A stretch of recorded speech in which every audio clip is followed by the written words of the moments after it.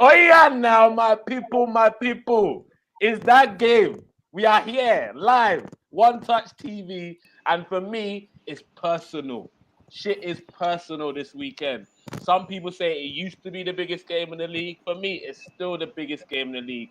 I remember it from my childhood all the way up until now. Man U versus Arsenal, regardless of what we're fighting for me, it's the biggest game in England. I don't even care what anyone else says. I'm trying to hear none of it. We're going to have the Man U versus Arsenal match preview. And alongside me, I had to invite an illustrious panel of guests. Some supporting the ops, some riding with me. But we're going to get into it anyway. First things first, don't forget to smash the like button, subscribe, comment, share, all of that. To my right, first of all, the man, the myth, the legend, the man that throws all the punches every episode. We got Mr. Aussie Gooner in the building. How you doing, my guy? I'm feeling good. I'm feeling confident. I'm feeling sharp. I'm feeling ready to rumble. Oh man, look, he's ready. He's ready. Let's hope Sambi Lokonga is as ready as Aussie Gooner is for this game on Sunday. Sambi was looking fucking prime. I can't believe it. He was looking fucking prime last week. Hey, mate, that was against Aston Villa at home, so let's not get too big for our boots. The might of Aston Villa. The might. In all their glory. The big Stevie G at the wheel. I was hoping that would be the game that we sacked him, but... It would have been good, eh? Like, I know every single person on this panel would have loved to see Stevie G get the marching orders. Get the fuck out of Dodge, bro. We had enough of your shit. 100%.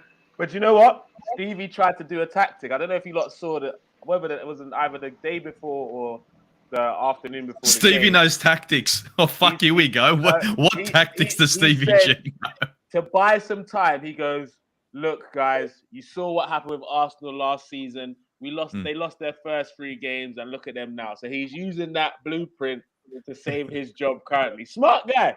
Smart tactic. I'm not gonna lie. He's got City next though, so it's still second for him. So let's see. Fucking piped. He's going to City to get fucking reamed. 100%. Welcome back to the show. I think it's his first time on the show this season. The last time he was on the show is probably for this particular fixture. Always love him on the show. Man like Omondi Jr. in the building. How you doing, bro? Yeah, I'm really grateful that I took the day off, especially to be on the show. Big up to One Touch TV, big up to Aussie Gooner, big up to Moses and Football Capital. I hope everyone's tuning in. It's going to be a really good conversation.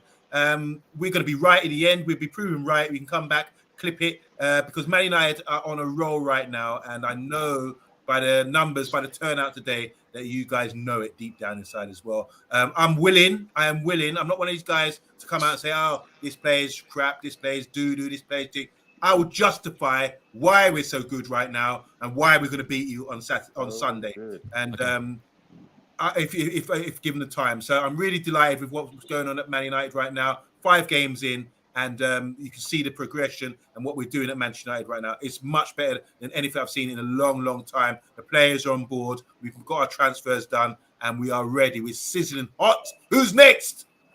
Omondi is gassed. The ginger don't enter him. Okay, I like it. I love it when Omondi's got his chest out, because we're going to have a lot of clips for the future because of this, man. Love that. Also, welcome back to the show. He finally got his smile back. He's even laughing now, my people.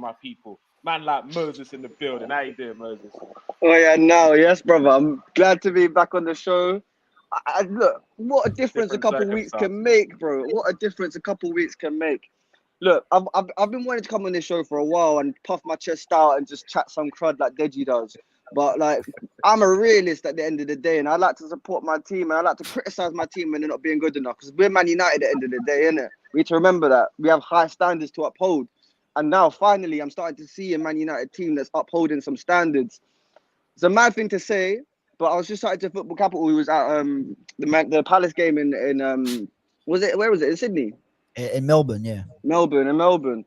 And the one thing I just clocked when I was asking him about it was, that was the first time you played like we did in pre-season. Because when we were playing pre-season, you saw all the Man United fans getting gassed on Twitter, all of them saying, hey, new team, new style of play, all of this, all of that. But the last 3 games, I've actually started to see it actually come into fruition in the Premier League. So I'm super excited about what the rest of the season has for Man United. And yeah, man, bring on the little gooners at the top of the table. The Come round Old little Trafford. Gooners. We'll show Look up, bro. you. Look We'll up. show You showing me we'll what? show You showing me what? Show me what? What you showing me? What are you gonna show me? What We're you gonna show me? Show Show me see what? happens. You're on a run. You're on a run. You want to know a run? No, you want to know a run. You want to talk runs. You want to talk runs. You want to talk runs. Look up, bro. We're on a run. No, you on a run. You on a run. We on a run. We on a run. It's 1, 2, 3, 4, 5. You can't see me, bro. You gotta look up. It's your first big game now. You're coming to the big boys. I say what? So Leicester was your. So Leicester was a big game. So Leicester was a big game. Relegation fodder. Leicester was a big game. Yes, Southampton was a big game. Yes, Which was a big What about game? Which Liverpool? one was a You big played game for you? Liverpool, Which one was a big game? Liverpool. Liverpool was a big game. Who have you played? Liverpool was a big Who game. have you played? Liverpool was a big game. I picked you guys to beat Liverpool. Wow. Yeah, well, in fact, So already. what Okay, you're guys. talking about. Pause, You know what pause, you're talking about. pause. You Exactly. can That's what I'm see, saying. We're on 5 now. No matter You're what, nervous, no bro. matter when, no matter Nervous? what year, Calm. what city, Laid what back. country. You're the one that was in the fucking hospital on pills and shit, bro. Relax yourself, cuz. Relax You're yourself. rattled, Calm fam. down. You're Guys, rattled. You're rattled. guys. You're rattled already. Sitting here calm as fuck, bro. Didn't take I'm long. gonna have to mute you both, bro. If you don't quiet down, shit. Mute us. I dare you. I'll mute Let's have the myself. Fuck parliament this shit. Alright. this season. So we ain't even finished the intro, and it's already going on. So you can already see it's gonna be an action-packed show today. Big up everyone in the comment section already. And this is Davey on the channel. He knew when this game was coming up. He knew there was no chance I was not inviting him on the show, and I'm just so glad he was available. Welcome to his debut on One Touch TV, the football capital. How you doing, bro? Yeah, I'm good, man. I'm good. Hey, about time that link went missing in the mail. I mean, during the transfer window, I'm hearing Rafinha. Was it the facts? I'm hearing Tillermans. All these men were here, and you were telling me, "Where's my Ericsson? My Ericsson is here." We didn't get De Jong. We didn't get him. Yeah. Most of our players, but hey, this Aussie Gooner is giving a little bit of lip. I don't know what kind of fight he's showing. He's air swinging like Anthony Joshua today, bro. Air swinging, bro. You talking me air swinging? I ain't swinging the air, bro. I'm swinging at the lot of you guys, bro. What's going on? All He's right, talking guys. about Whiplash looking up. So- Get out of here. Are you late? I'll make you fucking sit, bro. You don't even know where you are, cuz. Ref got you up there. Now, do you know what you are? Do you know where you are? And you're sitting there going, nah, bro, nah. I know where we are 20 times. Oh, Yeah. Where's that bus? Where's that bus? All right, so Well, just you're so you know, driving. Man U fans, we're here to talk about the here and now, not history, not in May, no future. Yeah. We're talking about now. Because who said it? Moses made a very good point. In football, 2 weeks can make a massive difference, especially definitely. in the Premier League. Because I remember start of the season, I think Chelsea got a little win and the fans were a little bit calmer then. Now they're in panic mode, signing everything in the transfer window. Man United were talking about relegation battle. Two, 3 wins later, it's a different conversation. They finally made it to page 1 of the Premier League table. They were chilling on page 2 for a while. Now they're on page 1. So thanks for joining us on page 1. Omondi, first of all, I just want to know where this newfound chest has come from. Is it the results or the performances or the transfers? Which one is it? It's the manager. He's come in. He's changed a lot, and I can go into detail if you want to. But let's just look at the 5 games that we've had so far. Obviously, we lost the first 2. How did we lose those games? Because we were exploited. It was abuse. They played a long ball. They bypassed us. Hitting the left back, which was Shaw and Martinez, because everyone was arguing that Martinez was too short, and they battled for the second ball, and that's how they bypassed us completely. And also, when they knew that our ethos is to play out from the back. That's under Ten Hag, and we tried that, and we got pinched by Brentford and Brighton trying to play at the back. Initially, Brighton they went for the man-to-man high press, and we couldn't play out. De Gea can't kick the ball. Hasn't got that good distribution either. And we played Maguire as well, and we were struggling. So those 2 games were a lesson to Ten Hag, and it shows what a good manager is. Even though he's got his philosophy, I've got his book right here. I mean, all us fans are on it. We're learning, we're mastering. We're students of his philosophy. I think he decided to adapt his philosophy, and you can see in the game against Liverpool, they tried to think, all right, we're going to do what Brighton and Brighton and the other team, Brentford did, and give us a high press, which Liverpool do. and we just said, nah, not today. We're playing a long ball over the top into the right back area, into Trent's area, and we exploited them, as you can see. Just a couple other things I just want to add why I'm so confident as to whoever we play. If we could be playing City this weekend, I'd still be confident.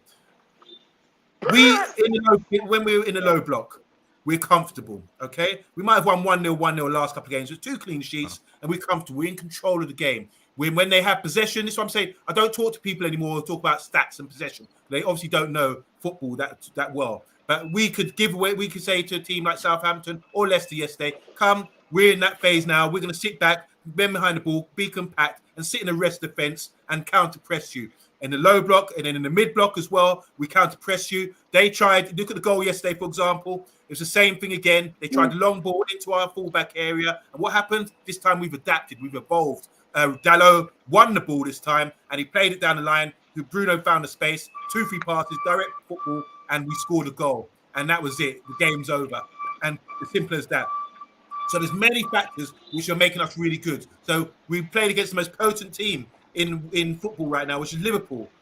They didn't have a sniff. Okay, and I'm talking about the game in Australia and in Bangkok as well. They didn't have a sniff.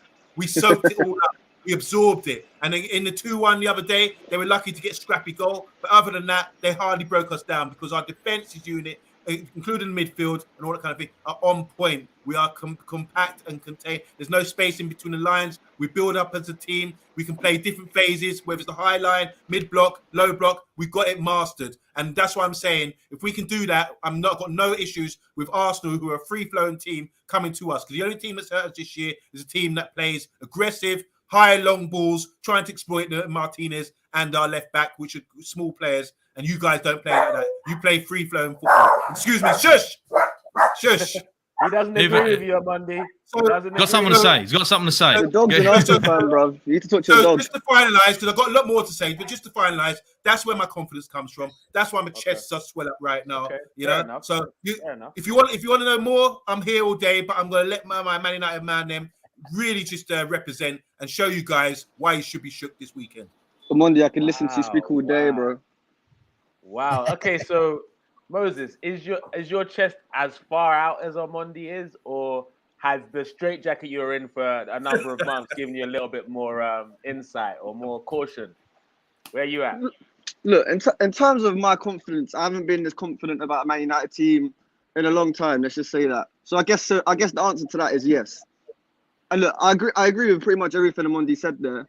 I remember you this time, the beginning of last season, after you signed Sancho and Ronaldo. Should I remind you about that? Or okay, yeah. But of course, and we're not talking about the past. We're talking about now. In terms of the reason why I talk about this season right now and be confident is the way Ten Hag's got us playing. I think it was very obvious to me now what he was doing with Maguire. The only way you can drop Maguire is by proving to the 78,000 at Old Trafford, to all of the teams in the Premier League, that he's holding us back. I've been saying it from the whole of last season. Champions League, the amount of mistakes this guy made, the guy was playing against us for so long, and it took a brave manager to play him in those first 2 games, expose him, show him that you cannot play a high line with Harry Maguire, the turning circle with a flipping SUV. Like, my man cannot be playing at the back for Man United. He can't be playing in this he can't play Ten Hag football like this. Unless we're playing, I don't even know where he fits into this team. But that's been the major change for me, man. And look, there's nothing personal against Maguire. For me, he just shouldn't be the captain of Man United. He's nowhere near the level good enough to be a captain. Compared to the captains we've had, nowhere near good enough. And as a centre-back for me, he's not kicked on. When that first season he came at United, it was all right. Ever since then, he's been bag average. If not shocking at times. So for me, getting in Martinez, playing next to Varane, I can't explain how happy I am to see these guys play together. Like, watching these guys play together, it gives me like Vidic Ferdinand vibes. I'm like, where does this come from? But in terms of confidence, chill. Vidic Ferdinand was a different level. The one that needs to chill, not me. You're the one that needs to chill. Let me land. The reason I'm saying Vidic and Ferdinand is because that's the we've not had a centre-back pairing anywhere near close to those guys, and I just want to emphasise to you lot how fucking formidable this centre-back pairing is. You're not saying as good, but you're saying you're reminded of. Yeah, exactly. Okay. But these guys No, are that's fair high enough. level. These guys are high, No, and fair like enough. we're shutting teams down, 2 clean sheets back to back. Could you imagine that last year? No way. Can I imagine it at the start of this after the first 2 games? Hell no. And you add that 5 first-team starters signed in the transfer window, and it's 10 so far. Ten Hag's been proven right time and time again. You listen to him in the transfer window: Malacia, top signing; Ericsson, top signing; Martinez, top signing. The guy knows football. He knows football. We haven't had a coach since before Fergie, pretty much, who was managing this team, and now we do. And now we've caught up to the other clubs in the Premier League. We look like a modern football team. With the way we're playing 1-2 touch football, I could cry. If you could have seen me last year watching Maguire doing ball rolls, dragging the ball, taking 5, 6, 7 touches to pass the ball, and now we're playing 1-2 touch. Give me more. And look, Arsenal's the first time. I'm just gonna say this as well. Arsenal, it's the first time since the Invincibles that you're going into a game against Man United as the favourites, and I think you all agree with that. Let's see how you handle that pressure. Nope, that's a lie. That's complete cap. Go on, Naja.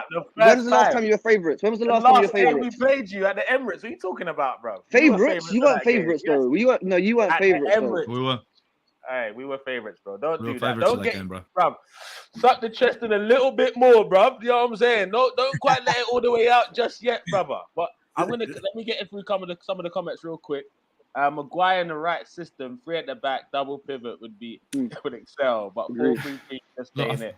Bring Maguire back. That's what I'm saying about that. Maguire. I think that bus has finally come and gone with Maguire. I think sorry to cut you off, Borche, real quick. I agree with you, my man, when you're talking about you had to play Maguire to prove a fucking point. Some players, when they've got a big name, they start. Some players, when they've got a big figure on their heads, they start. You know what I mean? And that shits me. But I think with some managers not having enough clout, what they've got to do is they've got to prove a point. Yeah. So remember Ronaldo starting this and that on his ass. You get me? Maguire starting fucking up on his ass. Luke Shaw on his ass. Arteta's done similar sort of things at Arsenal. And unfortunately, because these managers, don't get me wrong, they're big, but they're not big enough. They can't just say, fuck you, fuck you, fuck you, fuck you, and you're all gone like Ragnick. You know what I mean? So, you know what I mean? Sometimes you have to, but sometimes you have to prove a point. But brave decisions. My man's made some brave decisions. We could have. No, it's not brave. Liverpool. It's not even brave, bro. Like, let's be honest. Everyone knows Maguire's a liability. Yeah. Except for the owners. The whole, yeah, for sure. But I'm talking more about like the whole squad, like the starting lineup. We dropped Ronaldo, which is a brave decision. We've dropped Casemiro's coming and my man's playing on the bench. I was giving me an anxiety attack watching those guys on the bench. I was like, how has this happened? How is Ronaldo and Casemiro sitting next to each other on the bench? Wait. Casemiro's was god day. One sec, guys. One sec. I don't know if you lot ever used to watch wrestling, but if this was the Royal Rumble right now, what would be coming on is Stone Cold's music. As this man enters the building.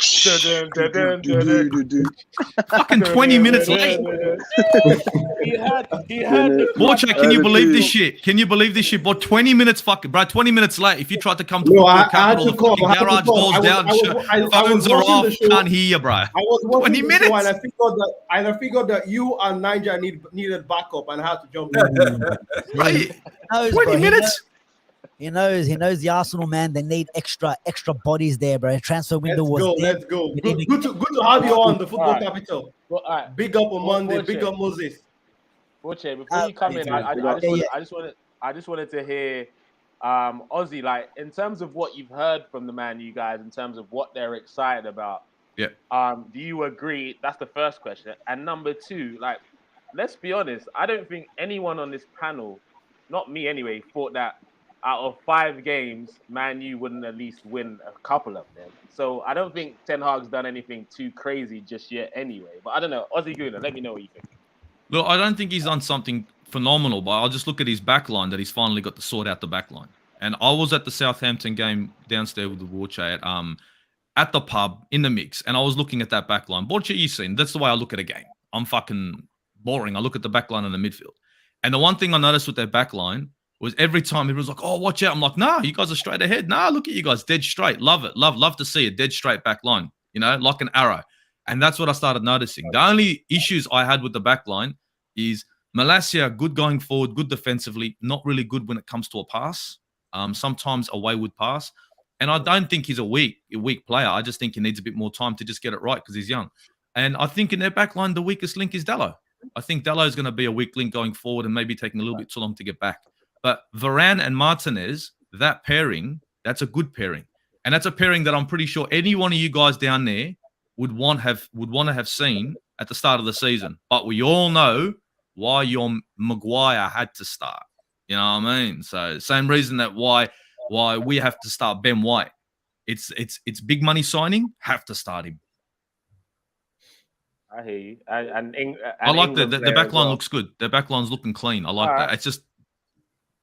But Borche, I mean, you've been excited unnecessarily for a while, so I don't even know where your levels are. Come after 3 wins in a row. It's a cocaine, bro. It's a cocaine. It's a fucking coke. Do you agree with everything you've heard from your man? I don't. Yeah, look, my chest is not puffed out that much, but we have the last 3 games. You can't deny that the football has been better, and I think. Look, we're in a transition. There's a rebuild happening. It's not going to happen over 4 or 5 games or even through the preseason. It's going to take time. Me going into this game against Arsenal, there's still a little reservations about this team because I still can't trust them. I don't know which Man United team's still going to rock up. Yeah, we did well against Liverpool and Southampton and Leicester, but we scored first. If Arsenal score first, are we going to have that same reaction? We don't know yet. We don't know. Context. I like it, Butchie. Some context. No, I try. Like last season, we all know the Sancho, Ronaldo, Varane, and we thought, here we go. I was booking the buses. I was ready for the titles. I was ready for the armpits up in May. I was ready, but these players not just let down Radnick, let down Oli, let down the previous managers as well. So to me, I mean. Even still, like now with Ronaldo, is he really happy being here? Really happy being on the bench? Is that going to affect anyone? I still have reservations about this team, and I still can't trust them. When it comes to what's happening on the pitch at the moment, Maguire, I think he's been our best player the last 3 games. Back 3, 100%. Back 3 on the bench. Fantastic from Ten Hag. Yeah, my manager. Yeah, he didn't need to put him on in the first 2 games because I've seen him what he did here in Australia. The same shambolic, our A-League team, Melbourne Victory, ran rings around him. He didn't need to. He didn't need to put him on against Brentford and all these guys. But look, it is what it is. It is what it is. I to be honest, I predicted 8 points out of the 5 coming in. Out of the 5 games coming in, we got 9. Yeah, we got 9. So we've done 1 point better. With the partnership at the back, yeah, I see a little bit with Ferdinand and Vidic, even with Malacia, got that Evra kind of player there. So we're rolling back the years, bro. We're rolling back the years. Don't give me that look, Nigel. Don't give me that look. I'm not saying he's Evra, but he's not saying as good. You're just saying vibes. Yeah. He's not saying they're as good. He's not saying it's Patrice Evra and Vidic. That's fucking. Yeah, I'm not saying it is, but there's the style that he plays is very, very similar. Okay. I hear this whole 5-9 business with Martinez, I think that needs to end now because Cannavaro, didn't he win the Ballon d'Or and the World Cup being a 5-9? But then you're going to 5-8. But it's the Premier League. Oh, wait till you verse Haaland. Haaland's beating players that are 6'2" and 5, whatever. He doesn't. It's what difference does it make how high anyone is? Do you know what I mean? Also on that point, Martinez he back pocketed Haaland in the Champions League last year. I'm sure we've all seen, all the United fans have seen that little compilation. Handled Haaland, bring on the Manchester derby. Yeah, but I love it. Yeah, but look, bring it on. Yeah, the way he defends, he body checks. Before the ball comes, he does a little body check. The defender comes off balance. Like, bro, I have Talk Sport and all that. What's his name? At Bumble. Oh, look what Chai Adams did. What did he do, bro? What did Chai Adams do? What? Shay Adams, he bodied him. Jay Adams bodied him on Saturday. And did what? Bro. Yeah, but did what, bro? Okay, so that's... He didn't win any area. Do you know when Harry Kane does his little us backing into players and he always wins the free kick? He never goes up to the challenge. This is what I would say about Martinez. I'm not going to deny he's a your manager's number one priority. Yeah, talk to me. Your manager's number one priority. Talk to me. Number one priority that we wouldn't spend over 40 million on. Doesn't sound like a so we spent an extra 5 million. There you go. Where's your money for Rafinha? 65 million, bro. 65. Yeah. Anyway, we're dealing with the Man U versus Euros, Arsenal game. You're talking about the past again. But anyway, you might let's as well back to talk rupees. Martinez. 6 billion rupees. To Go on. Martinez. Higher. Martinez. So I say I was actually bigging up your guy and you cut me off. Anyway, good defender. I've seen some good things for him. When the ball's on the ground, really, really good defender. But what I saw with Shea Adams is just unlucky Southampton didn't take advantage of it on the weekend. Shea Adams was running rings around him at periods. I did not interrupt you, Mr. Man. Let me land, please. Thank you. But what that game against not really a too tall Shea Adams shows me, when he comes against Mitrovic, he's gonna get bullied. When he comes against Haaland, he's gonna get bullied. But he's not playing against any of them this weekend. So when we don't have that advantage because we don't have bullies as the number 9. So we're not going to be the team. Yeah, but Jesus is the kind of player that can hold up the ball and win the ball in the air and drop fucking bigger players than him as well. So I hear you, but I don't think the 9 that Jesus. It's not going to be a 9 foot tall player where it's going to be he's 5'9". We're not the team that's going to benefit from the height of Martinez. There'll be other teams. So let's talk about this particular game. But you know what I don't get, Niger, as well? Like, everyone just thinks it's going to be Haaland on Martinez. Bro, we got Varane there. That's the same height as Haaland. Why can't we just switch? It's not that difficult, bro. Look, end of the day, it's Haaland, Kane, right? There's only a few players like Mitrovic that are fucking big and are bullies in the Premier League, okay? So how many games is that? How many games is that? So if he does get bullied for 3 games out of the whole season, who gives a fuck? And listen, bro, let's see if fucking Bernardo Silva and all them men get past Casemiro anyways. So don't worry about that.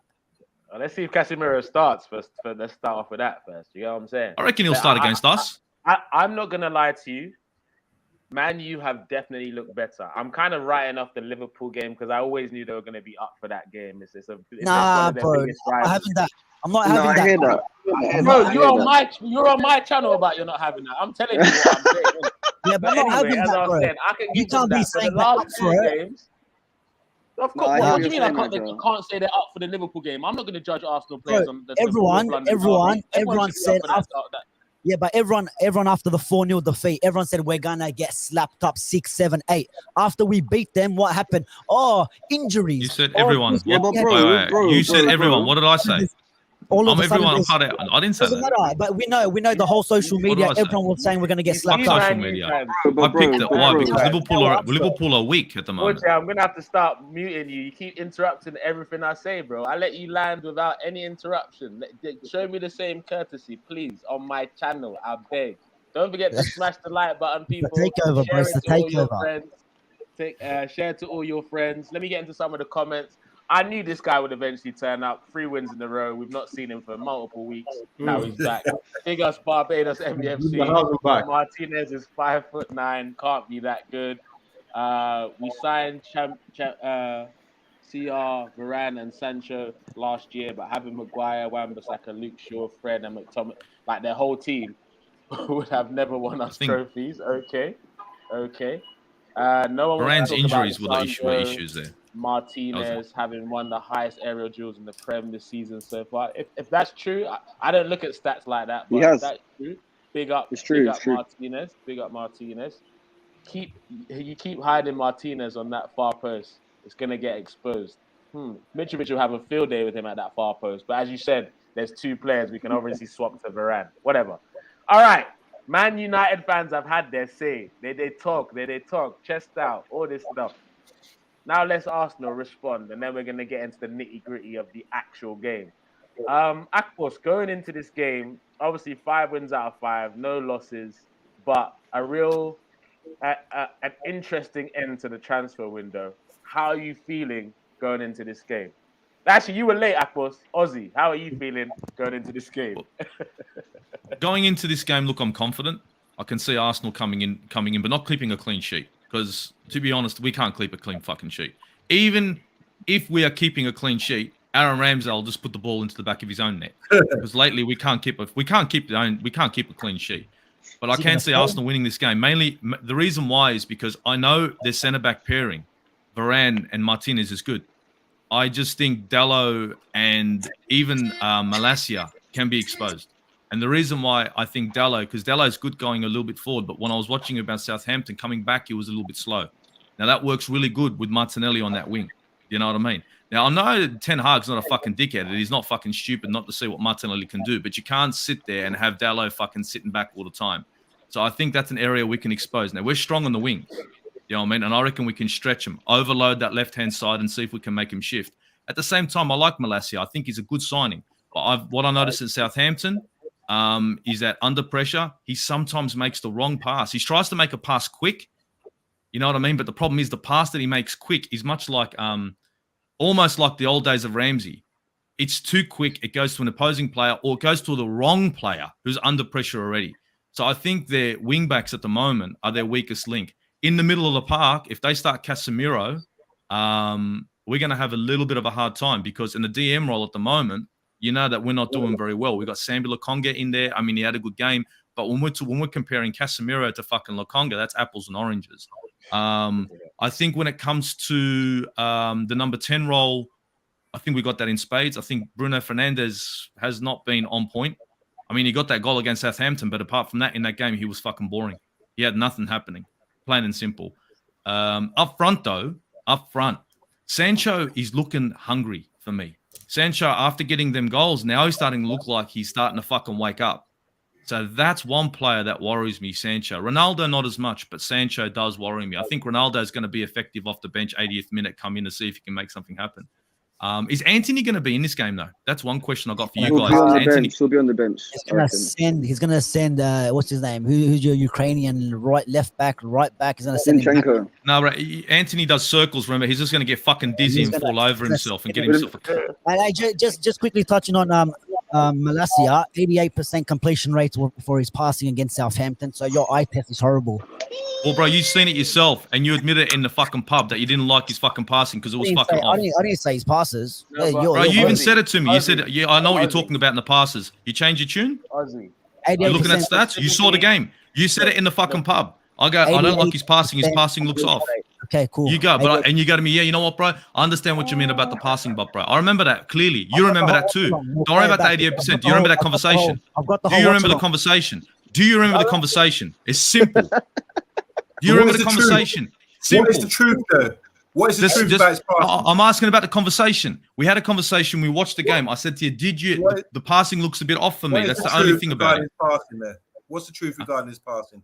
I watched the game. I was watching him put wayward passes in. Okay. You just said you sat there a minute ago and said, I'm not into stats. And now you want to bring stats up.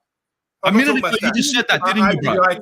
I do the eye test. So I was watching the game. What's the truth about his passing? I was watching the game. Wayward passes. I saw a few wayward passes, yes.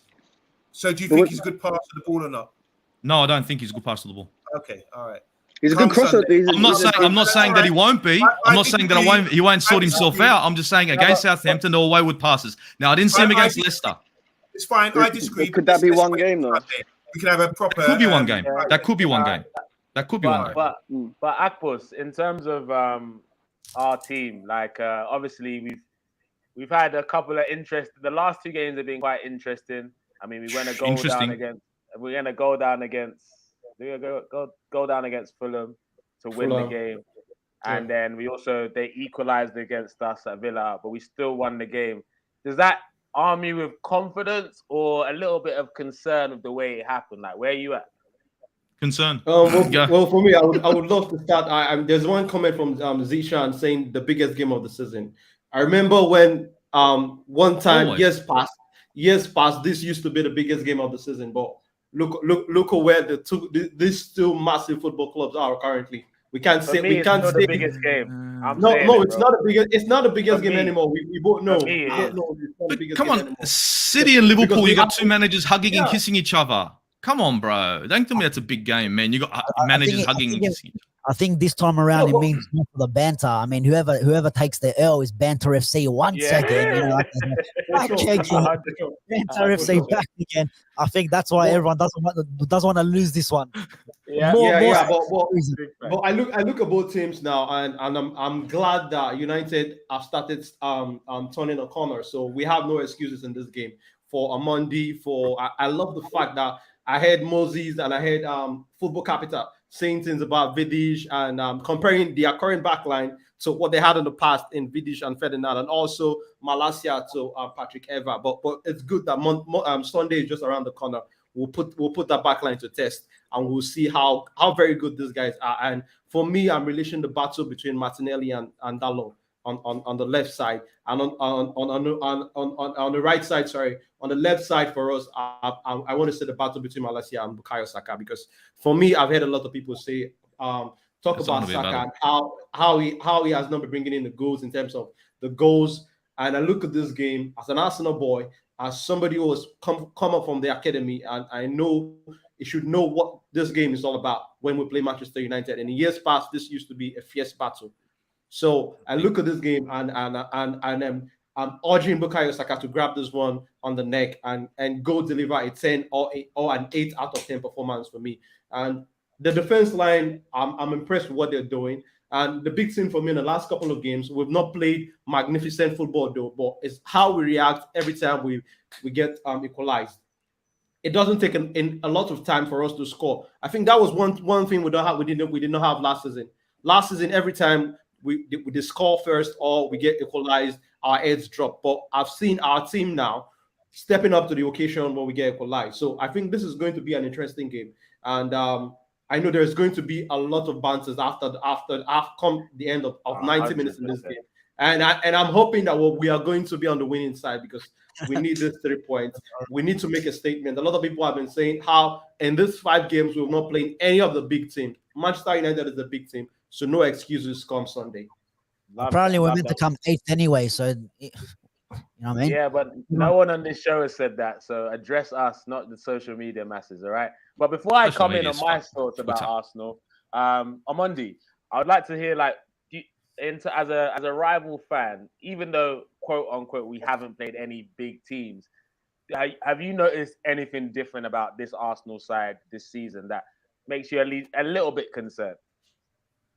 Yeah, I'm concerned. Obviously, you're playing some really good football. It's eye candy football. You have to be impressed. I think there's a factor as well about the All or Nothing series. I think that's giving you a great insight into the manager, and it's getting people on side as well. I noticed a lot of Arsenal fans and neutral fans as well are on side with Arsenal right now. They're becoming everyone's second favorite club with what they're doing. That series might be detrimental. People might believe. Sure? I think it's positive. I think it's been a big positive for Arsenal Football Club, because now fans are going there with a better understanding about the dynamics, what goes on behind the scenes, personalities, and it gives you an identity with the player. You sort of have an association with your sport players now. You might feel, oh, Smith Rowe, I like him. He talks like a roadman. Or you might think, Saka's so cute and sweet. You see, you get a feel for the players. So I think that's been a positive for you. But most of all, tactics.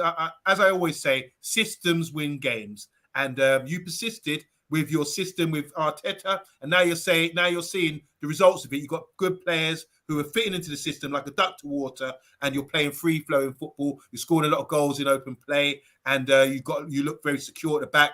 Salute to Saliba. He's come back in. I thought he had an attitude problem, but he looks like a proper professional. He's walked into the side, and I can't see anyone taking him out that side right now. I think your midfield looks good. Odegaard, someone might have had doubts about him. They wanted other players, but he's a real intelligent playmaker. And you're looking really good right now. And obviously, Jesus coming in as well. That is like a dynamic player for you. Something you've actually needed. I think it's the right time. The timing's great for him to come to your club, because he will be the main focal point. He's not going to be like behind Aguero or how he was treated at City. He's come here and he's feeling a lot of love. He's got Edu, he's got a lot of Brazilians, Martinelli, and that kind of thing. So at the moment, everyone's talking about North London clubs, especially Arsenal, because you're playing some beautiful football. But the real test is how you manage over a period of time. And like you say, unfortunately, which I feel sad for, you've got injuries in midfield at the moment. That's going to be a detriment for the game on Sunday, I believe. That might be a huge void for you, because I would have been a lot more fearful if you had that side, and I would prefer that. But otherwise, credit to Arsenal. I'll take about all of you guys, because you persisted with your manager, and the system is starting to come to fruition, and I have to salute you. And same with Man United. Systems win games. That's why I think our manager is like a step ahead. He's more experienced than your manager, and I think systems, he's got time now to adjust and get the system right for the game, and the system will win the game. Not particular players. I'm not going to pick players out, but the system that we have will win this game for us. But Arsenal, take a bow. You've been great for the first 5 games. Unfortunately, you're going to take an L. Okay. It's a similarity, though. I find a similarity there, though. I see a similarity there. That both managers aren't looking for star players, but looking for players to come in and fucking do the work. You know what I mean? Yeah. And I think that's something that we can go back to back in the day with. Back in the day, you did have quality players, but if you didn't play as a fucking team, you were fucking gone. You know what I mean? And I think that's something that's happening with Man United and has happened with Arsenal, with fucking heads being chopped and rolled and that. And look, it's a positive thing to see. I like to see players to come together as a team. And I think that's one thing Arsenal have done this season so far. One thing that's happening at your place right now. You know what I mean? Anyone that's not noticing it at Man United, your team is coming together as our team. It's early days, but it is a team. You know what I mean? It's not individual Ronaldo just doing anything he wants to do anymore because he's sitting on his ass. If you want to be part of the team, you get to play. If you don't want to be part of the team, bench. Real talk, man. And what I would say about what everyone has said is, look, I as Omondi said before the injuries, I was coming into this game extremely confident. I wasn't nervous about this game. I'll be like, this will be our 5th win of the season, no problem. But injuries changes. I don't know what the final decision with Odegaard is. I heard he should be back for Sunday.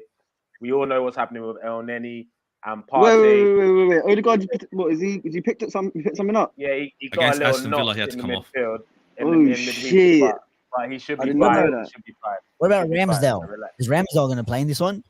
Yeah, Ramsdale just had cramp. Injury against. No, he was faking against Villa this time. Because the fantasy has got him as a yellow 75% chance. What's going on? How many players they got? Fuck, I've got to change fantasy.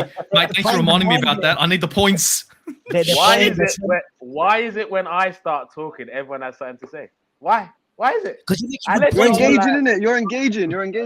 Yeah, we need to chime in. I do create a lot of conversation. I have to. Don't get too gassed. But with that I'm being gonna do said, this. Look, I'm nervous about Sambi Lokonga. Like, let me not lie to you. Sambi's probably gonna have to have the best game of his life on Sunday for it to go well. I'm not lying to you. Like, I'm being completely honest. Does he have it in him? Of course he does. Will he draw for it? Who freaking knows, isn't it? But Nigel, has he ever hit that level? You see the level you're needing from Lokonga? Bro, has he ever reached it? You see what happened against Aston Villa? That's the best I've ever seen him. But obviously, some say big moments create big players sometimes. You never know. You remember you guys had Makeda. He came on to score a winning goal against Aston Villa out of nowhere. We never heard of him after, but he still has that moment legend. in his career. Has that one game? That one game. Michael turns up for today. I know you remember what's his name, Ainsley Maitland-Niles, who kept talking about that one good game he played against Pogba. Yeah, when I played against Pogba, yeah, he told me I had a really good. Shut up, Ainsley, man. Try and reproduce that form in shots. But yeah, so I'm going in this game like Man United haven't showed me anything in their performance for me to be scared of them. My fear comes from our lack of numbers in midfield, personally. I don't see that. There's no threat that Man U oppose me that I'm like, we can't cope with that. Oh, if this person does this or that. No, there's nothing that scares me, but they're playing as a team. And what I'm seeing them going through right now, I kind of expected it. I didn't expect Ten Hag to lose a lot of games. I expected him to win a couple games. He'll lose a couple. The fans are on his back. Then he'll win a couple games. Have some tough. It's still gonna. This journey for Man U is gonna be very up and down. It's not going to be smooth. Just because they won 3 games in a row doesn't mean okay. They know their system. They know their 11. All that stuff. There's still going to be holes. We hope one of those holes will be found on Sunday at Old Trafford, but we don't know. But Borges, sorry. In terms of this particular game, Sunday versus the enemy, Arsenal, where do you see the game being won for either side? Yeah, it's an interesting one. To be honest, when you talk about where am I worried about Arsenal, to be honest, it's fucking corners. I can't have Arsenal taking a corner. I'm worried about any team taking a corner against us. And your boys are good in both ends. I think you guys had the record last year, maybe still hold some sort of record of not conceding from corners. and just your presence up front. I know, look, like you got Saliba there, you got Gabriel that can get onto something. Even Martinelli's on the back stick, and all these guys are coming in. And I just worry, and I hate this zonal marking when it comes to corners. Instead of picking up players, just put two people on the post and let the free man just pick up bodies. And the other problem is David De Gea. He can't catch a cold. And when it comes to a corner, if you guys just pack that 6-yard box, it is going to be worrying. And I think if Arsenal do get a goal, I do see it coming from a corner. Like at the moment, anywhere else, I think like we're doing the whole passion merchant thing in the back. You know, we win a tackle, everyone's G'd up, pumping chests. Yeah. Love it. And love to see it. And you can see how much a clean sheet now means to the boys. Like you can see how much, like all these goals that we've conceded time after time after time, now clean sheets means more than a goal.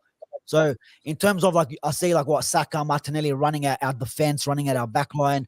I'm a bit comfortable. But it's just them corners. And like for us to get a winner, to be honest, I think this is a game where maybe if Anthony is on the bench and he does come on, I reckon he might get a dodgy penalty and Bruno rights his wrongs from last game and puts it away. And it could be a 1-0 to United. I think we did it, Graham. We did Graham, the 1-0 to the Arsenal. We do it on Gunners, and I think maybe Bruno. It might be a penalty, bro. There's always some sort of dodgy call or penalty in these games, and I think, and at the same time, I think Arsenal could be looking at this game. Like, oh, we need to make it 6 or we can't lose, you know, and then maybe that puts a little bit of pressure on themselves. And also there is a Europa League game coming up. I'm not sure if Ten Hag's going to make changes or stick to the same squad. I know the winning formula, you know, do you change it? The players are going to need a rest. You don't want them burning out. Like Sancho's burning out in the 60th, 70th minute. Rashi as well. Eriksen maybe can't play the full 90. So is there going to be changes? And I think the common denominator out of all of this is Cristiano Ronaldo. Like he does some freaky shit that no one can explain. And if he's going to grab a goal, he's going to grab it from out of nothing, and that could even do the job for us. But it's gonna be a tight one for me. I'm gonna if I'll give a prediction early here, 1-0 United. I don't know why. I see a Bruno penalty. Little hop skip. This time he puts it away. Wait, do you know what? Do you know what's so interesting about this? Everything he said. All I heard is reliance on VAR, penalties, all this. Like, I'm asking you where the game is going to be won or lost, and you're talking about winning the penalty. It's a Premier League. The game will always be won or lost with the referee or VAR. It's fucking corrupt. We all know it. Let me get into some of the comments because they've been live. Barbados MUFC, LOL, Akpos being horrible. Zishan says Anthony will run rings around Tierney. Okay, interesting. Okay. Kind of disagree with Malacia not being a good passer. Big up Prince Fuad in the building, the most positive Arsenal fan in the freaking world. My guy. Arsenal are beating United. We didn't expect anything else from you, Fuad. Jesus is coming. Watch out. The second coming. But Jesus is coming. I think our defense will be too aggressive for Arsenal's front 3 or 4. Going to be plenty of kicks and look.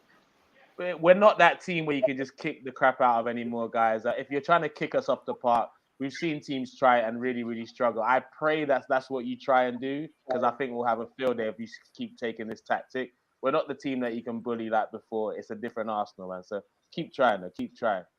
Zinchenko, if we got this. I really would like to see Zinchenko in that game. I think because Tierney hasn't had a pre-season, it's going to take him a couple of games to really get back into the swing of things. But defensively, he still looks all right.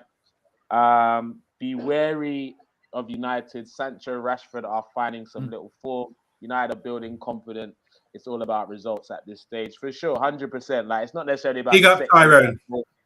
Getting the 3 points is definitely what counts right now. Boods, big up Boods in the building. Arsenal to make it 6 out of 6. Akpos had to step out. Big up the panel and everyone in the chat. Like, big up Akpos. So, Moses, who do you think is going to be the danger man for Man United in this game, or the danger men that we should really be looking out for to make the difference? Do you know what? I can't remember who said it in the comments. I think it was Fear of Black London, but I think Sancho and Rashford. Yeah, I think Sancho and Rashford are both starting. It depends where Rashford plays. I'm starting to like him a bit more as a striker. I used to think he couldn't play it, but I think Ten Hag's getting through to him a little bit. He's better at linking it. But yeah, I think Sancho and Rashford. I would love Rashford to get a goal, continue his form, But Sancho for me has been impressive. I think he's been the man that's been keen to take the ball in difficult situations. A lot of the times last season, I wanted to see a bit more in terms of dribbling, attacking his man. So I was pulling my hair out a little bit with Sancho last season, but this year we haven't got that problem. And I'm seeing him with a bit more bravery, a bit more confidence, a bit more audacity as well. Like he's trying things on the pitch that you see in the cages back in South London. Do you know what I mean? So. I think the guy just needs to keep building his confidence. That Bundesliga tax, he's getting a rebate on that soon. My man is he's developing, and I'm proud to see it. He speaks with the maturity of an experienced pro. I think it's all starting to click with Sancho. Rashford, I think, is a few steps back in terms of his development, in terms of where he fits into this team. Because I think if Anthony comes into this team, Sancho's playing off that left hand side. Don't get it twisted. But Rashford, I think he could nail down a spot in that number 9 position. To be honest, but yeah, I can't talk about danger man and not talk about Cristiano Ronaldo, the most clutch man in probably in football history. Man, my man just whenever you need him, he sort of pops up with a goal. So. As long as we go into this game, I would like to say this. As long as we go into this game with the mentality that this is a big game, and we don't go into this game like it's Brighton or Brentford. No, that's no diss on Arsenal, by the way. There's no indirect. But we need to approach this like a big game, the same way we approach that Liverpool match as a big game. And when those big games, I think I back this Man United team when the pressure is on now, which is a mad thing to say because this is only 3 matches old. This confidence. But when the expectation is on the player's shoulders to pull out a result, I think the penny has finally dropped with this team. I think they've now got the bravery and the personality to dig out hard performances, to get clean sheets when playing against tough teams. And yeah, I think in terms of danger men, Sancho, Rashford, Ronaldo, potentially Bruno, I do reckon he could influence the game. Got a lot of faith in a lot of those players I hear, quite a few. But I won't lie, the one I'm scared of, and I'll never stop being scared of, is Cristiano, man. Yeah. Whether he's coming up for 6 minutes, 11 minutes, 45 minutes, if I see that guy on the pitch, I did fear. I'm not going to lie to you. He loves scoring against London clubs. Yeah. That's his thing. He's made it a consistent thing over the years. So I'm nervous about him. But Aussie, who do you think our danger men are going to be at Old Trafford this weekend? I don't think Saka, and I got my reasons, and I know everyone's probably heard it before because he's predictable. Okay, so I don't think Saka's going to be a danger man. If he turns Malacia here and there, maybe, but I just don't see it. I think he's a player who's lacking confidence right now. I think our danger men in this game are going to be Gabriel Jesus, who's hard to handle at the moment. It's kind of guy that you might have to foul to fucking keep him quiet. Gabriel Martinelli, another player who's fucking just stretching defenders, taking them out one by one. And if Zinchenko plays, if he plays on that left-hand side, that's dangerous as well. That makes that left-hand side completely fucking undefendable.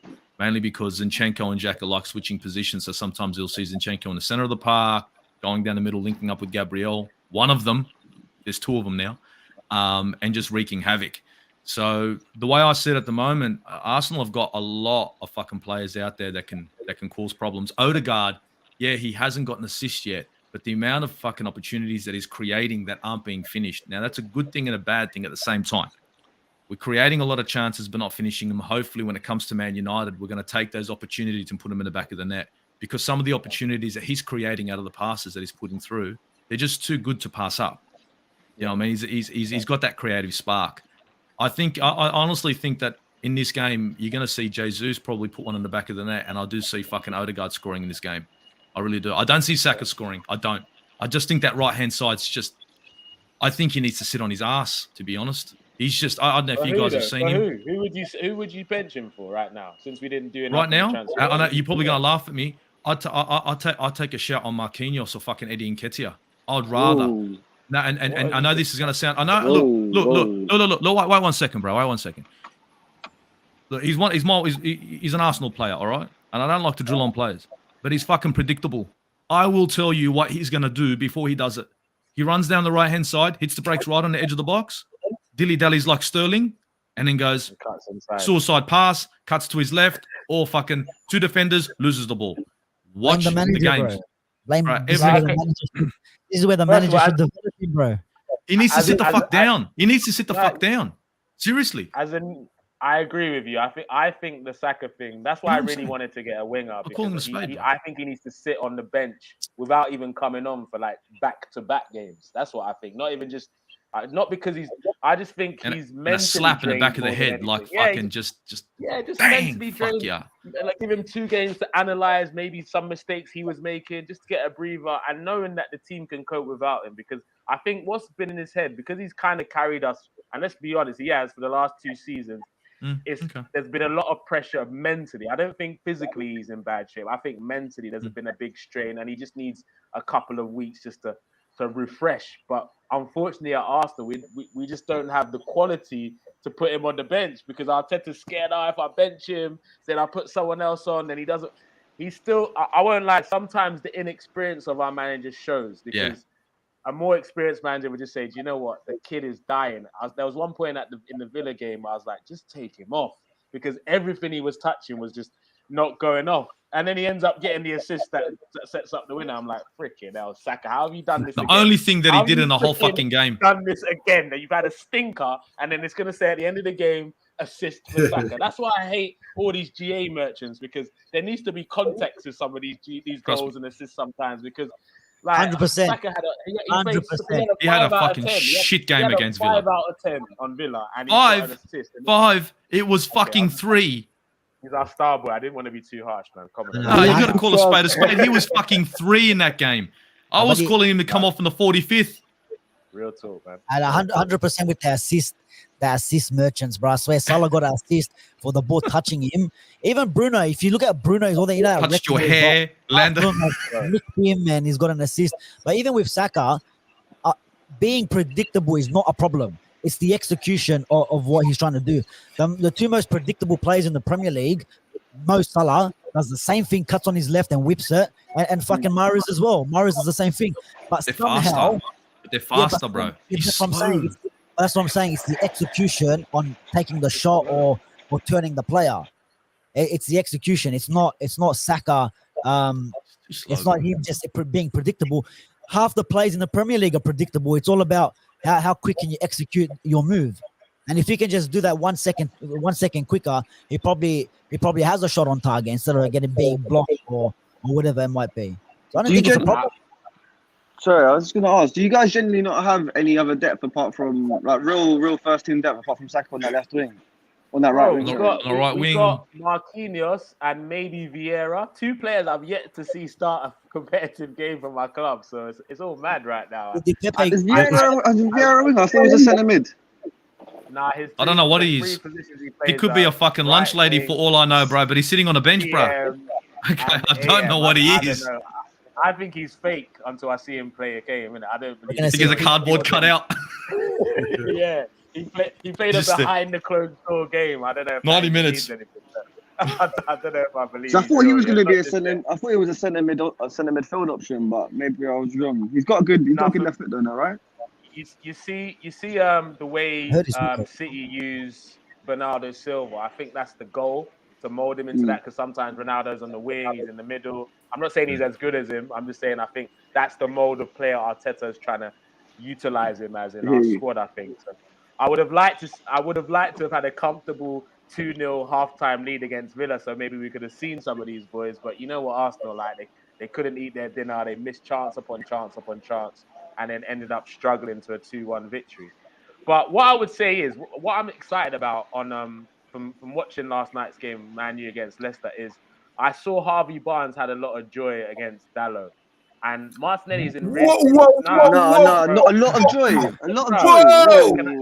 I didn't watch the game. No, you can't. You can't. I didn't watch the game. I can't say anything, guys. Sorry. Feel free to respond to me. Feel free to respond to me. I felt he had a lot of joy. His final decision making just wasn't good enough against him, which is why you guys they didn't really capitalize. If he plays like that against Martinelli, I'm very, very excited about him on that right side, especially with the form that Martinelli's in. Scored 4 goals, 2 assists. He's hungry. Last time he was at Old Trafford, he scored as well. So I'm excited about for me, the danger man in this game is the Gabriel Martinelli and Gabriel Jesus, and also the Gabriel at the back. Because if you have a memory lapse, then he could concede a goal. So he is all the Gabriels are going to be important for this game. But Omondi, why were you shaking your head when I was talking about Harvey Barnes on Dallas? As you know, we do watch-alongs and review and the eye test Tuesday night on the Man United agenda. We go into real detail. What we've seen, Dalot's had yellow cards in the last 3 matches. And you say, oh, that's a bad thing. No, it's a great thing. Dalot, has had a yellow card in the last 3 matches. And he's come up against Barnes yesterday and he didn't give him a sniff. That's why I went, whoa. Sorry to interrupt, but I really think it's complete opposite. So this is what's happening here. Dalot you can see the rotations he's having. He's on point. He's showing he's got a lot of IQ.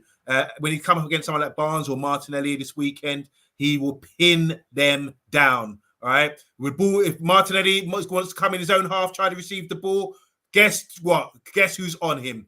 Touch tight, pinning him down, ready to intercept or ready to say play the way you're facing because you ain't turning on me. That's what Dalot's doing. That's the major improvement with him. Mental. He's actually turned his game around. He got an assist. You should see the rotations for the goal we scored against Southampton. What he was doing. He's getting up. Like you were talking about Shevchenko, not Shevchenko. What do you call him? Your guy, left back. Yeah, playing inverted. It's similar. I agree with Aussie Gooner because there's a lot of similarities between our teams.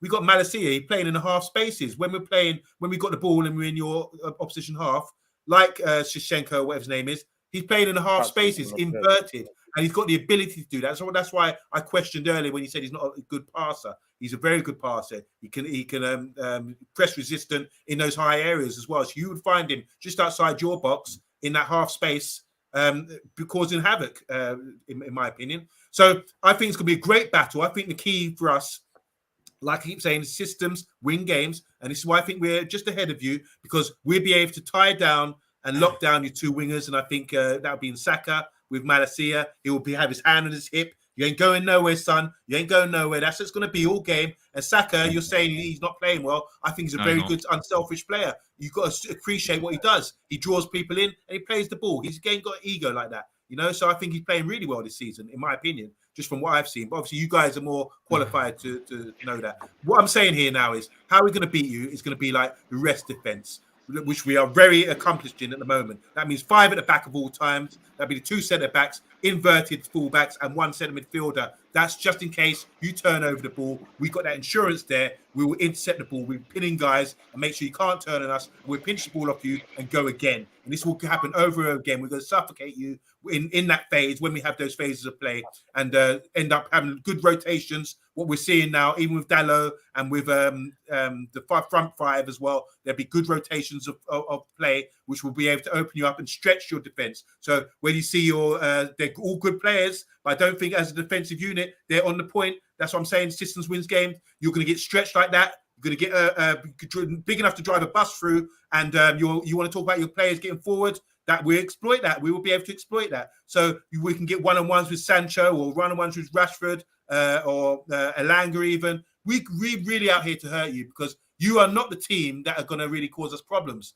at the moment. You're the team who are going to try and play football through us, and that is exactly what we want to happen. So welcome, Arsenal. Welcome to your doom because we are set up at the moment to actually crush you. I'm predicting a 2-3-4 goal win. And based on everything I'm saying here, systems win games. Our system is superior to yours right now. That's no disrespect. I'm saying it with love. No, but I just think you know why that is disrespectful, Mandy? Should I tell you why? It is a bit disrespectful. Because our system has been. You've been winning games 1-0, 1-0, 1-0. All of a sudden, you're going to win 3-0. 3 games. You build a whole system, bro. It's more superior to ours after 3 games, bro.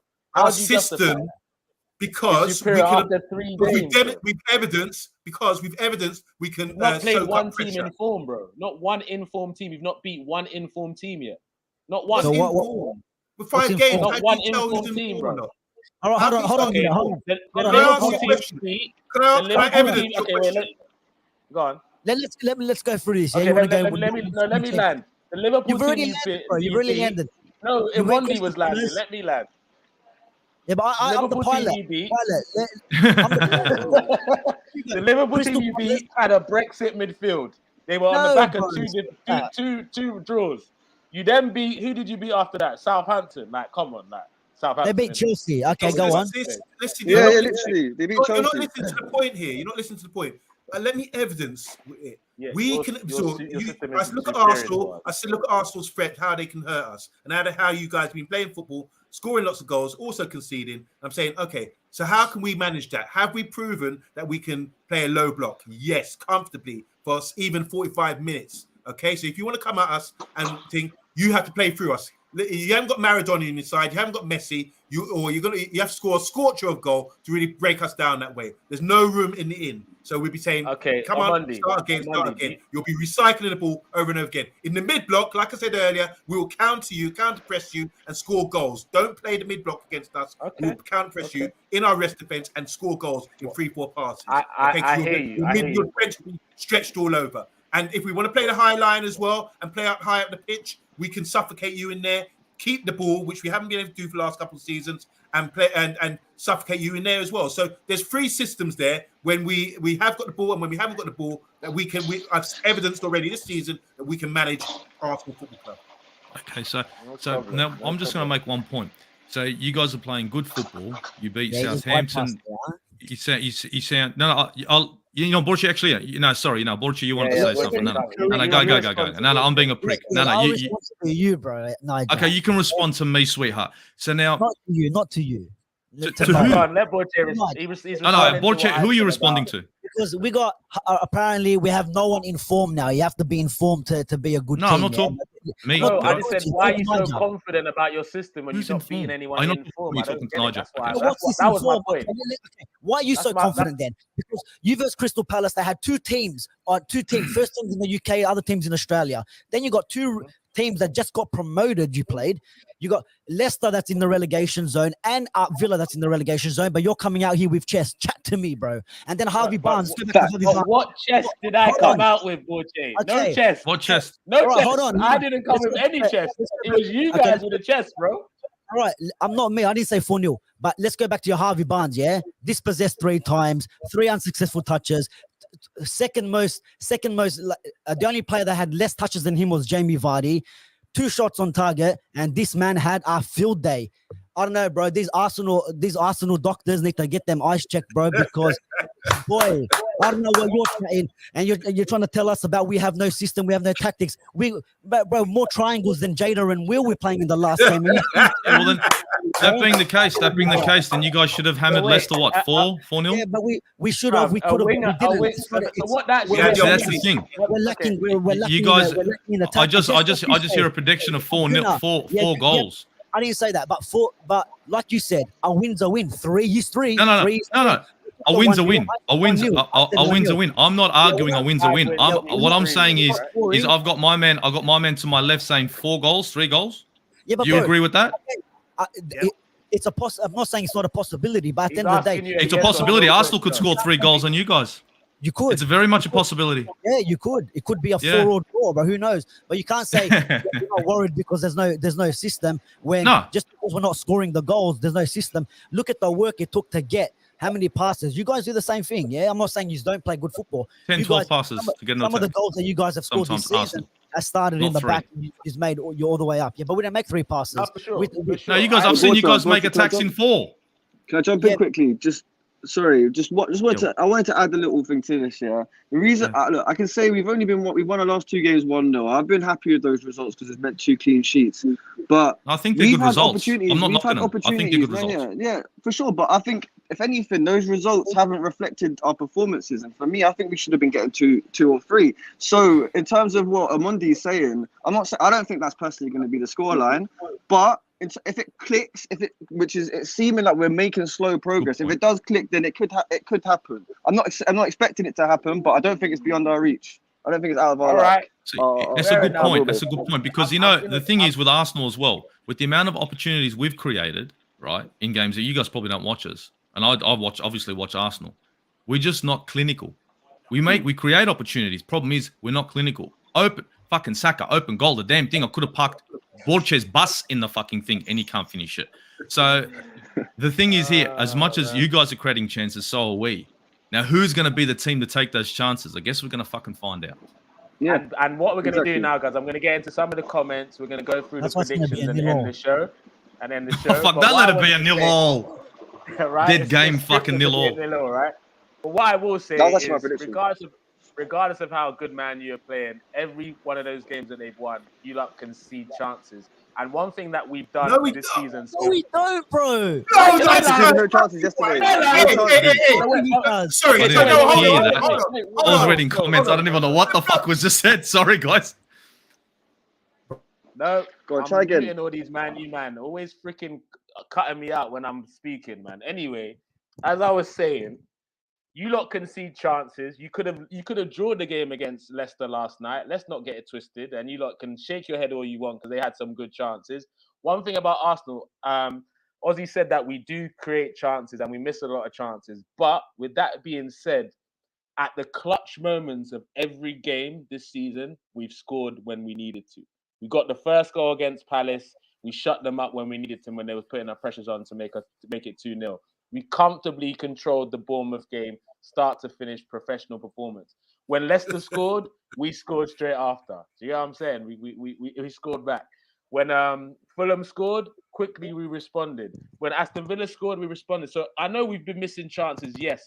But when we've needed to get the goal, we've got the goals this season, which is why I'm confident that if with United conceding chances, we're going to capitalize. But let me get into some of the comments real quick, then get into score predictions, then we'll finalize. Sorry, Eddie, left wing. Kunle, do you mind? It'll just take me 30 seconds when you finish. I just want to respond to your point. Thank you. Okay, cool. All right. Eddie, left wing. Jesus, striker. Martinelli, right wing. That's my front three. I don't know. I get it, but I'm nervous. Eddie starting at the Old Trafford. That doesn't get me excited in any way, shape, or form, man. Saka don't excite me, man. James said Vieira has played over 1,000 minutes at right wing for Porto, but not for Arsenal. Yeah, but he hasn't played 10 seconds for fucking art. Great information, bro. But yeah, Fabio Vieira does not exist, okay?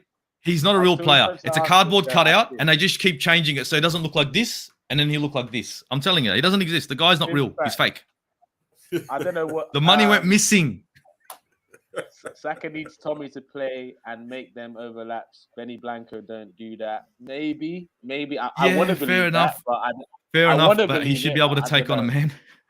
I don't know. Can't remember the last time Martinelli was shut down. Can you? Yeah, we're still thinking about that. We'll see what Dallow's got for him on Sunday, innit? Yeah. Why not Spursy Arteta out? Edu, yeah, we know the. Yeah, we know, bro. We know. We're with you, bro. We're with you. We can't do nothing with it. Oh, mate, big up. Add the Glazers to the list. These guys ain't that. DWTT says, thanks for checking out a video. Oh, why am I even reading that? Big up. You guys are having your own conversations in the comment section there. I've not seen this name before. Nathaline. Can anyone pronounce that name? All right, big up. I can't pronounce names. I'm not going to mess it up. So this Man U fan talking like we're Southampton and Leicester. I know they don't respect us, and that will be their downfall. No problem. Arteta has a lot more time to implement his ideas and get the players working on his tactics/game plan. Ten Hag has had 1 preseason and 5 games and didn't have all the players till game week 5. I get it, but I don't get your point there. But you know what? And you know, if you flip that, you got to flip that. You big up Ten Hag for that. Yeah, because he's got him playing. Exactly, right? That's what you've done there, bro. We play better football than United. That goes without saying, but I'm sure they won't admit that on the show.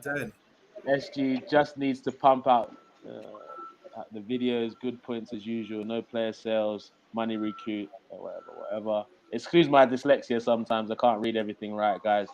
You do concede chances. Lost 4-0 to Brentford, 2-0 to Brighton, conceded 1 against Liverpool, and your XG against isn't looking pretty, man. You shouldn't have lost. You should have lost to Southampton. Bro, these nerdy fans data. Not really, because Southampton Southampton were going forward.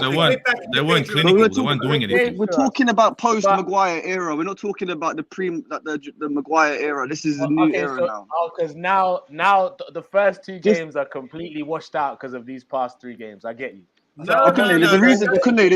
There's a reason why you want Maguire back. Let's remember that. There's a reason you want Maguire He's back. the captain. I respect him. He's the captain. Shut up, man. Get out of here, man. Get out of here, man. Maguire back. Luke Shaw back. Okay, so on Monday, you wanted to respond to something, and then we're going to into score predictions, and we'll close up the show. I've been repeating myself 3-4 times when I've been able to speak today about the rest defense and what we've done here. We can, in a low block, all this kind of thing. We're preventing teams from creating chances. Leicester had 1 free kick from outside the box, which caused a great save yesterday. You can't name me another clear-cut chance where they've opened us up, like sliced us up like a hot knife through butter. What's his name? Happen. James Justin scored in the last minute. James Justin had a chance in the last minute inside the box, and he skied it, bro. He's a fullback.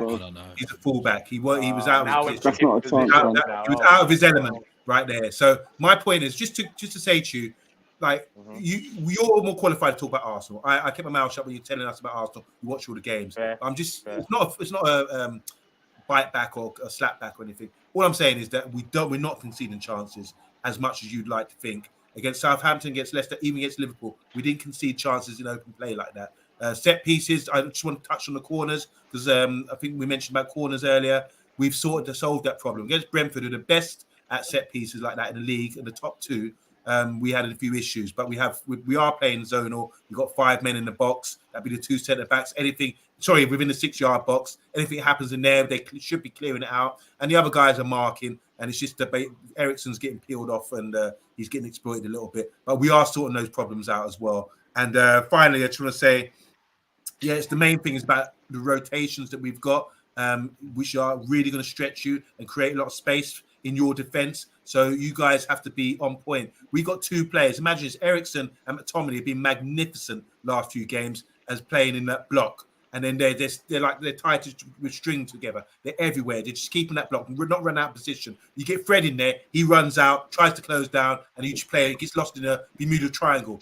So with Eriksen, he's so intelligent. You get the ball out of his feet really quickly and play us in those progressive passes. There's a lot of positives going on. And James said earlier, big up to James, by the way, Armory TV. James said earlier, Arsenal play better football than Man United. I disagree because you guys are conceding goals.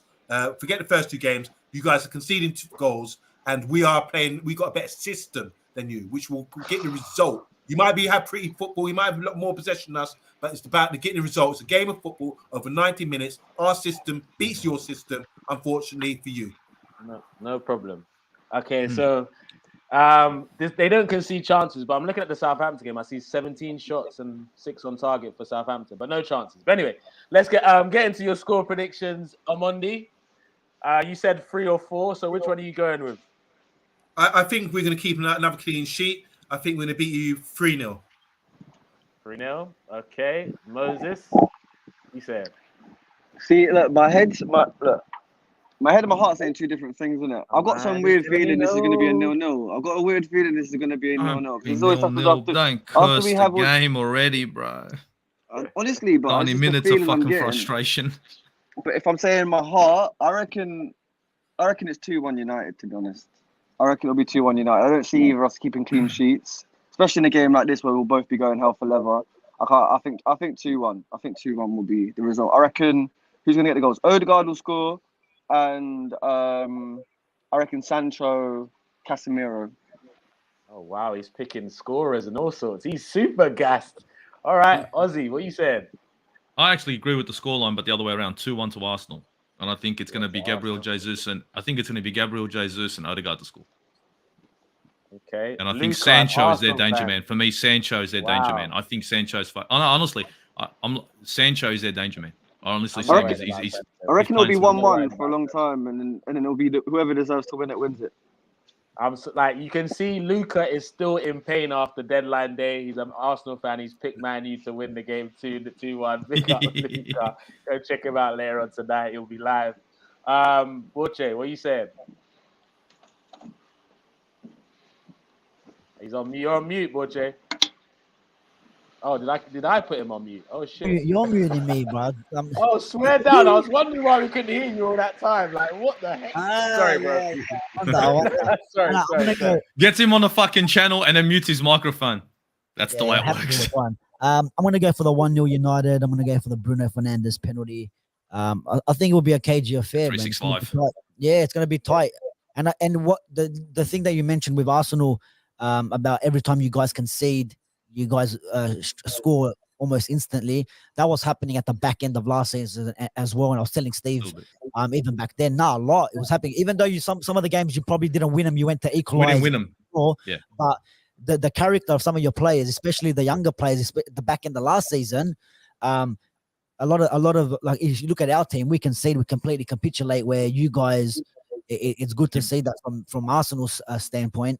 That you guys concede, it's like, yeah, no worries, give us the ball, and we're just gonna 2 minutes later, a minute later, look at Villa like off the kickoff, and there's your goal. So hopefully we can sort our defense if we do get a goal. Let's hope it's in the 90th minute where there's no chance of. Yeah, I'm gonna go 1-0 for the boys. 1-0. Okay, the comments are quite split. I've seen some Man U wins, I've seen some Arsenal wins. 2-0 there. James, like post Maguire, Southampton should have lost, and Maguire, he didn't play. I know they should have lost against Southampton. I don't know how none of them want to admit that. Post Maggie Maguire era, he's still a United player. The CFC deal didn't come. Captain on the bench. We know what that's all about. They wanted to bring their fridge to Captain on the fucking bench. Arsenal been there. Well, your captain's at Chelsea. Come on, man. You know me a million. I was screaming I didn't want him as captain, bro. Get the hell out of here. Nobody wanted him as captain, bro. Nobody. The stupidest decision ever. James says 3-1. Munzie's back. James, you drunk. Big up Munzie in the building. Man, you had a shoulder there. Even threw a little oil now to rub the salt in as well. Big up Munzie. Big up Munzie. The only guy that has Deji and Steve on the same panel. Exactly. Yes. Big up, Munzie, because everyone else is scared. They know what'll happen. And look, in the panel, don't you guys want to see me there? I don't want to get cancelled. Come on, you guys want to see it, don't you? Nah, just imagine what I'll do. We're definitely seeing it. We're unleashing that for the North London derby. So all gloves are off for that game. Yeah. Kunle, just to add, I mean, I'm not a stat man, but I've read something today. They said that Arsenal have got more away defeats against Man United at Old Trafford than any other club, which is 19. Yeah, I wouldn't be surprised on that. We always had a bad record at Old Trafford. Actually, not a lot of teams did though. But that's why you guys haven't been favourites. How many games you've lost at Old Trafford in the last 12 months? Can you give me those stats, please? 10, I think. 10. I wouldn't mind. I reckon 8 or 9. So I'm good with that stat on Monday as long as the last 12 months are still the last 12 months. I'm good at that stat from now, innit? But if you remember 3-2 last year, you came to Old Trafford last year and we beat you 3-2, which led to you losing to Everton and getting a little slump. Different team. And we beat you without a manager too. We beat you without a manager. James, right. Anyway, we have lost once in our last 8 games. And when you had a manager, you lost, but no problem. Anyway, let me get to my prediction. I strongly believe, as it's away, and we seem to keep clean sheets away, I'm going to go with 2-0 Arsenal. 2-0 Arsenal, a goal for Gabriel Martinelli and Emil Smith-Rowe as well to come off the bench to score the second. And that's going to end the game right there and then. So, big up everyone. Prince Fuad says 3-0 to Arsenal. Big up Hanif in the building. United to beat Arsenal for me. I knew you'd say that. You're still a salty Chelsea fan. No worries. We've lost once in our last 8 games, by the way. Just saying. But guys, don't forget to smash the like button, subscribe, share, comment. I'd like to know, James, is that the last 8 games at Old Trafford, or what are you saying there? Because our record recently at Old Trafford hasn't been too shabby. We're not talking about Fergie time because it was abysmal. We're not going all the way down. Yeah, that's right. Aubameyang 1-0 at Old Trafford was the last time you won. I think we've only lost to you once in the last 8 games, actually. We've only lost to United once in 8 games. You're right. And that was last season. You're right.